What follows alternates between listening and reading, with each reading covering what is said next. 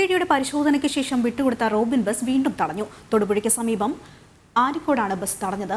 പത്തനംതിട്ടയിൽ നിന്ന് യാത്ര തുടങ്ങിയ ബസ് മൈലപ്രയിലും തടഞ്ഞിരുന്നു. പുലർച്ചെ യാത്ര ആരംഭിച്ചതിന് ശേഷം രണ്ടാമത്തെ പരിശോധനയാണിത്. വിവരങ്ങളുമായി ജിജീഷ് കരുണാകരൻ ചേരുന്നുണ്ട്. ജിജീഷ്, മറ്റു വിശദാംശങ്ങൾ എന്തൊക്കെയാണ്? അതിന് നവംബർ 24-നാണ് റോബിൻ ബസ് മോട്ടോർ വാഹന വകുപ്പ് പിടിച്ചെടുത്തത്. അതിനുശേഷം കോടതിയുടെ നിർദ്ദേശപ്രകാരം, പത്തനംതിട്ട കോടതിയുടെ നിർദ്ദേശപ്രകാരമാണ് 82,000 രൂപ പിഴ അടച്ചുകൊണ്ട് റോബിൻ ബസ് വിട്ടുകൊടുത്തത്. നിരന്തരമായി റോബിൻ ബസും മോട്ടോർ വാഹന വകുപ്പുമായി റോബിൻ ബസ് ഉടമ നിയമ പോരാട്ടത്തിലായിരുന്നു. ഇതിനെ തുടർന്ന് പല ഘട്ടങ്ങളിലും ആവർത്തിച്ച് വൈരാഗ്യ ബുദ്ധിയോടെ റോബിൻ ബസിനെതിരെ നടപടികൾ എടുക്കുന്നു എന്ന പരാതികൾ ഉയരുകയും ചെയ്തിരുന്നു. ഇതിനുശേഷമാണ് ഒരു മാസത്തിന് ശേഷം സർവീസ് ആരംഭിച്ചതിന് പിന്നാലെ, ഇന്ന് പുലർച്ചെ ആരംഭിച്ചതിന് പിന്നാലെ മൈലപ്രയിൽ വെച്ച് ആദ്യം ബസ് തടഞ്ഞു. അതിനുശേഷമാണ് ആനിക്കാട് വെച്ച്, മൂവാറ്റുപുഴയ്ക്കടുത്ത് ആനിക്കാട് വെച്ച് വീണ്ടും ബസ് തടഞ്ഞിരിക്കുന്നത്.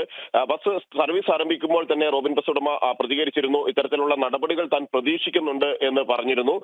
ഇതുമായി ബന്ധപ്പെട്ട് അന്തർ സംസ്ഥാന സർവീസ് നടത്തി എന്ന കുറ്റമാണ് ബസ്സിനെതിരെ ബസ് ഉടമയ്ക്കെതിരെ ചുമത്തിയിരിക്കുന്നത്. അന്തർ സംസ്ഥാന സർവീസുകൾ നടത്താനുള്ള അനുമതി ഈ ബസ്സിനില്ല. അത്തരം സർവീസുകൾ നടത്തുകയാണ്. ഓൾ ഇന്ത്യ പെർമിറ്റിൽ സർവീസ് നടത്താൻ കഴിയില്ല എന്നാണ് മോട്ടോർ വാഹന വകുപ്പ് വ്യക്തമാക്കുന്നത്. അത് ലംഘിച്ചതിന്റെ പേരിലാണ്.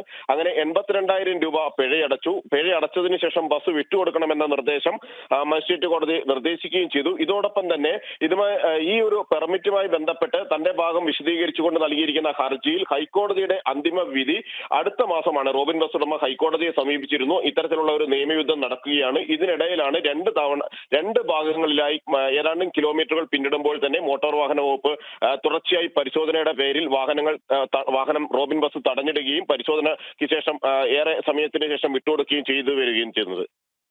ശരി, കൊച്ചിയിൽ നിന്നും ജിജീഷ് കരുണാകരനാണ് വിശദാംശങ്ങൾ നൽകിയത്.